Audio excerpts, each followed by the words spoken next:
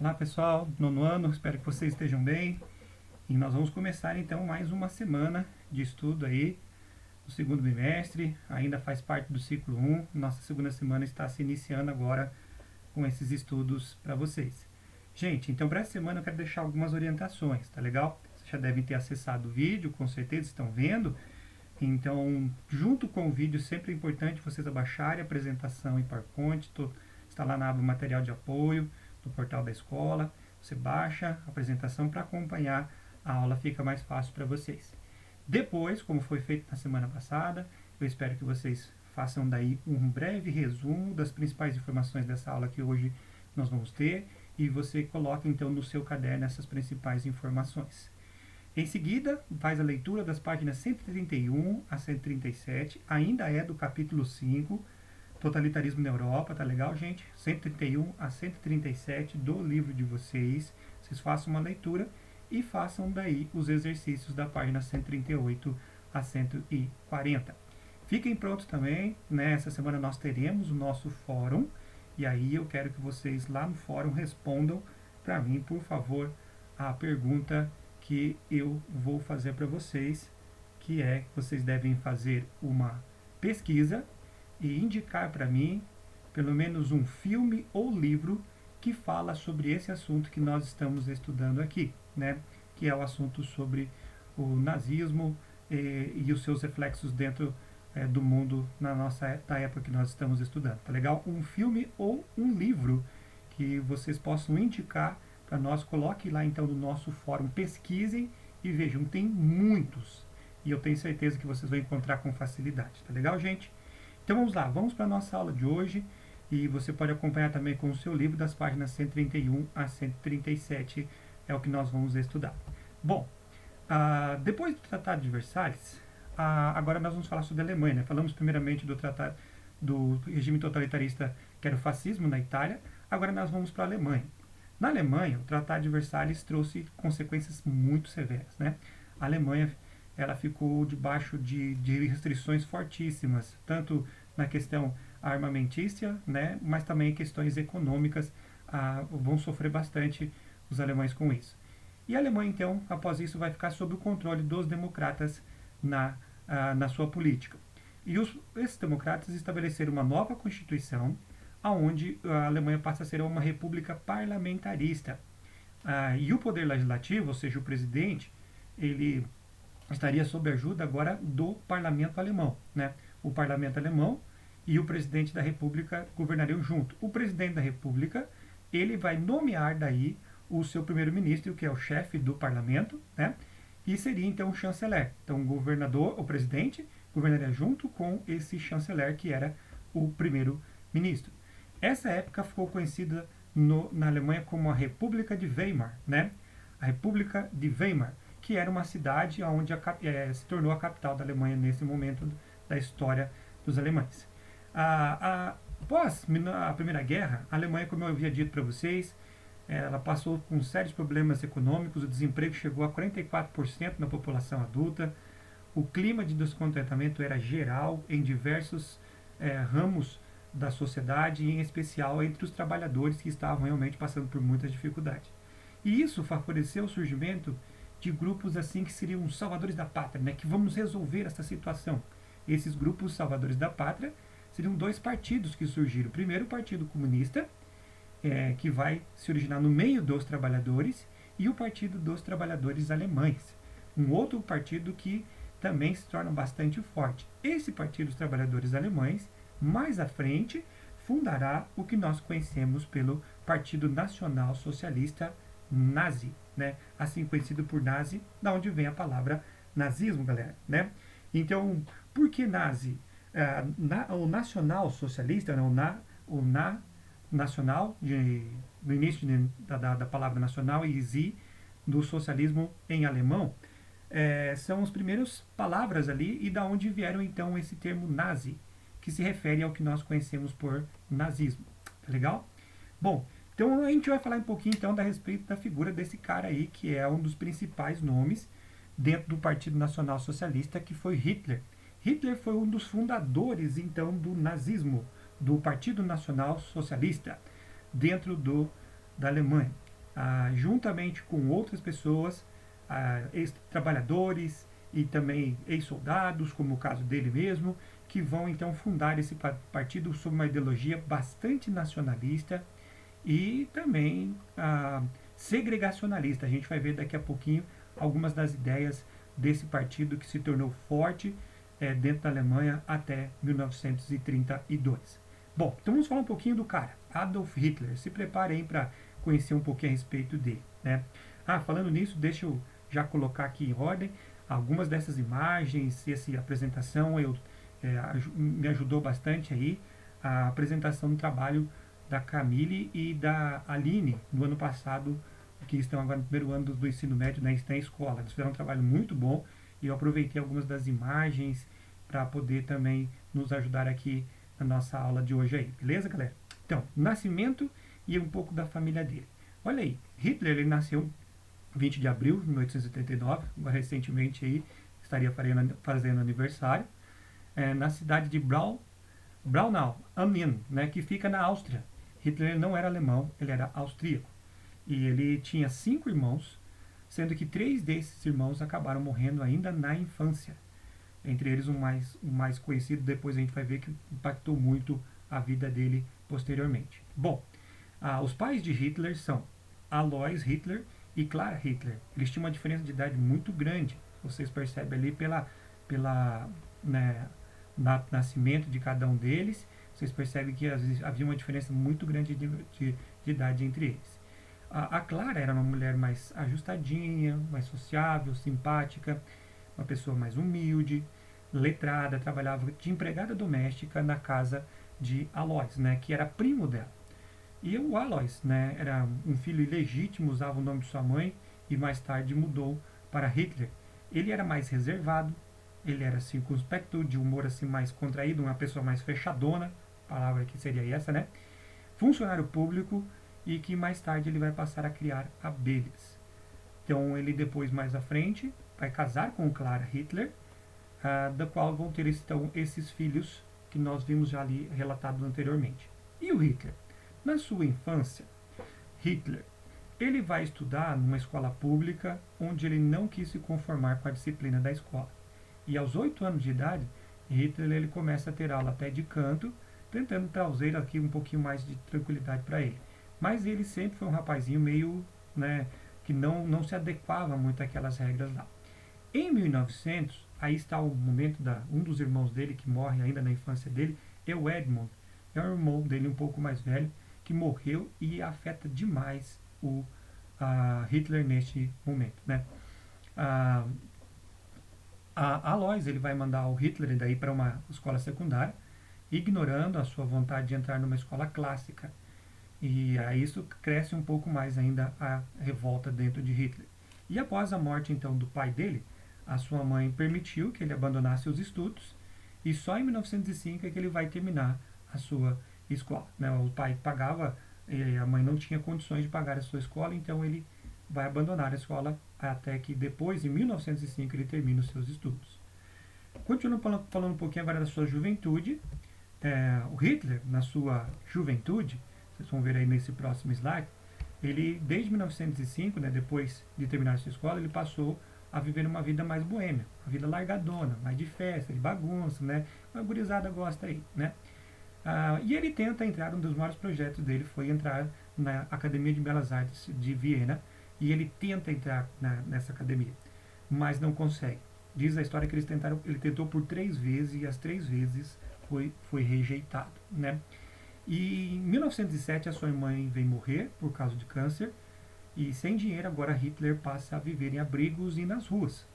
E ele vai ter diversos trabalhos, como pintor, vendedor de aquarelas, de telas, assim, né? Algumas das telas dele vocês vão ver agora aí pra frente aí, ó. Essas duas que estão na frente aí são telas pintadas por ele. Não era um mau pintor, pintava bem até, e até nós vamos ver depois como ele gostava muito de pintura, foi ele que desenhou os diversos símbolos do nazismo, será Hitler que vai desenhar e arquitetar também algumas coisas dentro da Alemanha nazista. Beleza? Bom, continuando um pouquinho aqui a respeito dele, em Viena, onde ele vai para lá, a situação dele não era das melhores, né? Ele vai encontrar preconceitos, nacionalismo muito forte, o pan-germanismo, que vai alimentar muito a vida de Hitler, né? Que o pan-germanismo seria o quê? Nós já tínhamos falado anteriormente disso quando falamos da Primeira Guerra Mundial. Era aquela ideia de formar uma nação germânica única, forte, né? O antissemitismo, que nós vamos falar daqui a pouquinho, que é o ódio aos judeus, o anti-eslavismo contra os russos, eslavos de uma forma geral, catolicismo também, o anticatolicismo, e o darwinismo social, aquela ideia de que existem culturas ou sociedades mais evoluídas do que outras, né? Então isso tudo vai influenciar Hitler lá em Viena. Em 1913, ele vai deixar Viena para fugir do alistamento do exército austro-húngaro. Ele não queria servir pelo exército austro-húngaro, mas sim pelo exército alemão. E ele vai então para a Alemanha. Hitler, na sua carreira aí militar, nós vamos ver um pouquinho a respeito disso, ele vai participar da Primeira Guerra Mundial. E a Primeira Guerra Mundial, nós já falamos um pouco a respeito disso, ele se alista como soldado alemão. Ali você vai encontrar um pouco das fotos antigas dele, e lá na outra segunda foto, com as da dizer A e H, onde está Adolf Hitler. Ele foi ferido na coxa, de acordo com o que dizem por uma granada, né? E depois ele acabou até um pouco cego, né? Foi cegado temporariamente por gás mostarda. E isso foi alguns dos eventos ali que marcaram Hitler durante a Primeira Guerra Mundial. Ele era trabalhava como mensageiro, né? Então ele levava as informações de um lado para o outro e teve exposição sim no campo de batalha em diversas localidades, né? Após a Primeira Guerra Mundial, Hitler volta para a Alemanha e vai ser um ativo trabalhador e também busca na luta por melhores condições de trabalho. Ali você vê no meio ali, não sei se vocês já viram aquele Onde Está o Wally, parece esse negócio aí do Hitler, né? O Wally é um desenho lá onde você tem que achar o Wally no meio de um monte de galera assim, e de umas coisinhas, e ali está o Hitler no meio desse protesto, dessa greve de operários alemães, né? Hitler ele participa então e funda junto com seus colegas o Partido Nacional Socialista, e é o que nós veremos aqui na frente, né? Em 1919, ele entra para a DAP, né, como infiltrado, influenciador. Ali naquela foto dizem que ele já estava no seu trabalho de infiltrado dentro dos operários, mas Hitler ele não aceita as ideias, né, do governo alemão e passa realmente a desenvolver as suas próprias ideias, fundando o Partido Nacional Socialista.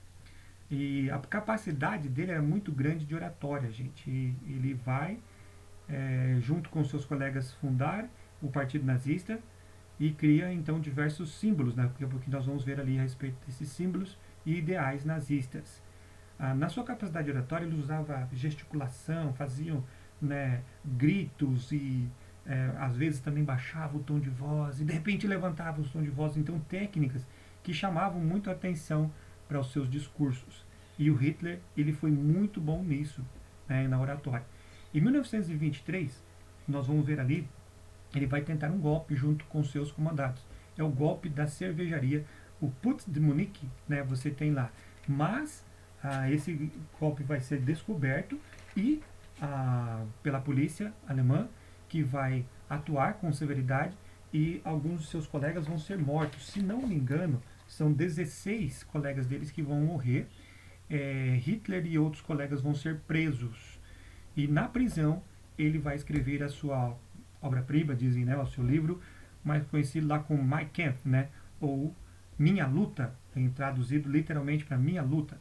Esta é a Bíblia do nazismo, onde ele defende claramente ali os princípios do arianismo, da raça ariana ser da raça perfeita, pura, né, e o antissemitismo, que nós vamos ver daqui a pouquinho o que significa cada um deles, né. Então Hitler ele vai passar um tempo na prisão e depois nós vamos ver que ele vai ser solto e vai desenvolver essas ideias que nós conhecemos aqui mais à frente ali. Então, como os fascistas, os nazistas, eles queriam se aproveitar das incertezas que aconteceram depois da Primeira Guerra Mundial.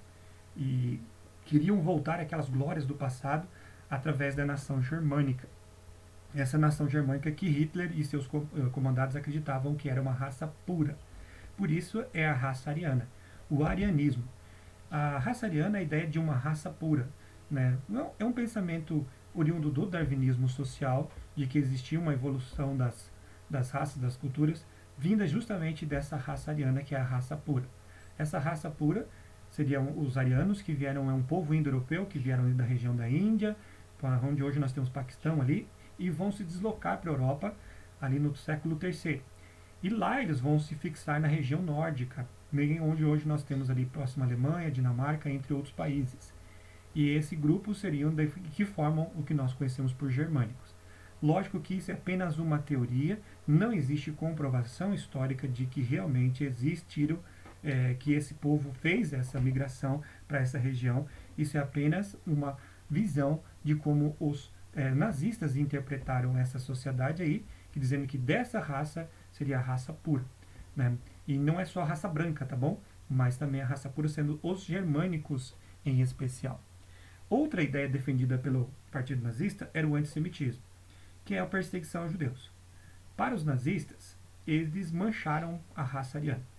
A capacidade com a infiltração, a miscigenação, né, judaica, que estava em grande número dentro da Europa, para Hitler e seus comandados, isso estragou a raça ariana. Né, não trouxe pureza mais à raça ariana, e até dizem eles, né, que foram dos responsáveis para a Alemanha ter perdido a Primeira Guerra Mundial. Mas existem outras causas, gente, isso aí provavelmente também tem a ver com a questão da capacidade que os judeus tinham financeira.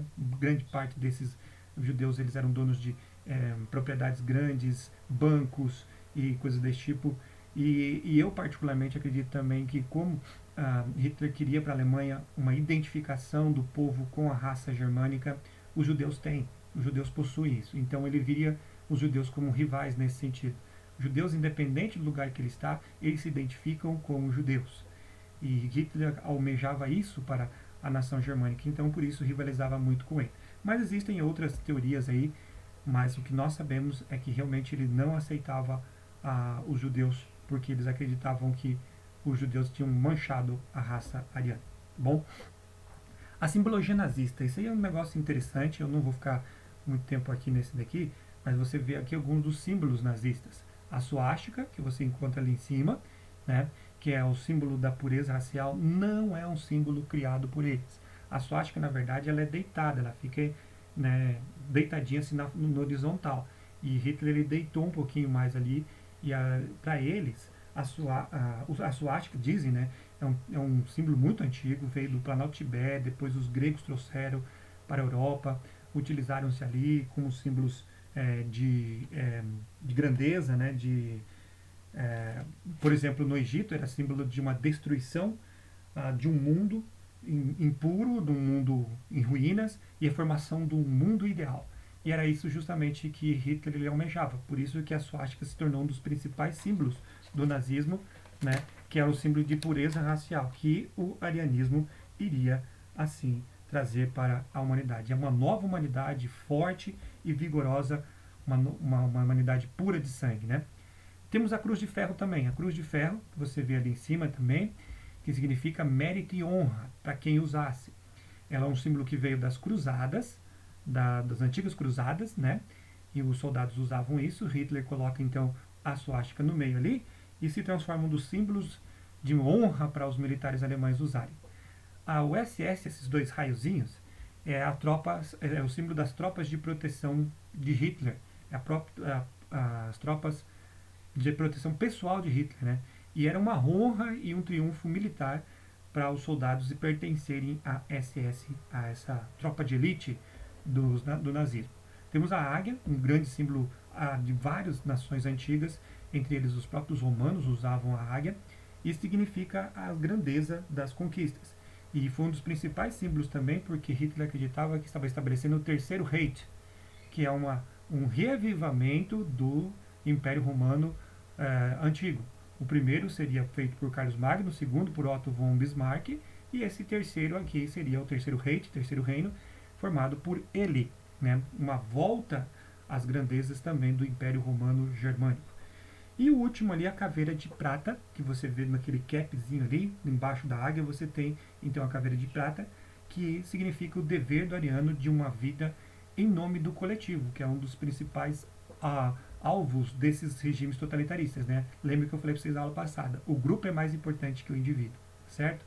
Então aí você percebe uma das coisas bem legais a respeito deles aí. Ascensão nazista ao poder. Como eles chegaram ao poder? Ele conseguiu o poder não através de um golpe. Não foi através de um golpe. Tá legal? Foi através do convite do chanceler, do presidente, o Van Hindenburg. Paul Van Hindenburg vai fazer um convite a Hitler para se transformar no seu chanceler. Lembra que nós falamos que a Constituição lá da República de Weimar era uma república parlamentarista, onde o presidente governava junto com o chefe do parlamento, que é o chanceler. Então, o presidente, o Von Hindenburg, ele vê o crescimento do partido nazista e especialmente da popularidade deles e de Hitler e convida Hitler para fazer parte do seu governo. Em meio ao governo de Paul von Hindenburg, ele acaba morrendo de causas naturais, né? E então, por meios realmente democráticos, não foi através de um golpe, ele vai assumir o poder.